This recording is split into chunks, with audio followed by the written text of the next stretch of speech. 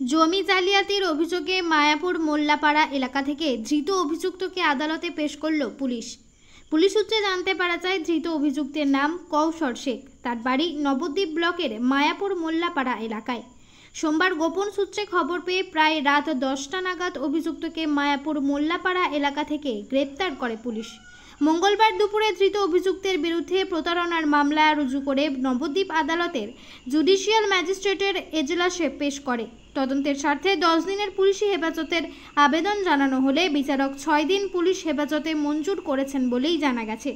সূত্রের খবর, সম্প্রতি নবদ্বীপ ও মায়াপুরের বিভিন্ন জায়গায় জমির চরিত্র বদল করে সেখানে জোরপূর্বক নির্মাণের অভিযোগ ওঠে ধর্মেন্দ্র সিং সহ একাধিক ব্যক্তির বিরুদ্ধে। সোমবার নবদ্বীপ থানায় এই মর্মে একটি লিখিত অভিযোগ দায়ের করেন নবদ্বীপের ভূমি ও ভূমি রাজস্ব দপ্তরের আধিকারিক নবীন গৌতম। অভিযোগের ভিত্তিতে তদন্তে নেমে কৌশর শেখ নামের এক অভিযুক্তকে গতকাল গ্রেপ্তার করে পুলিশ।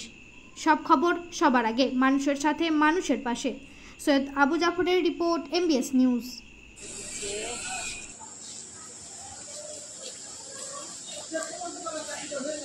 কি গাড়ি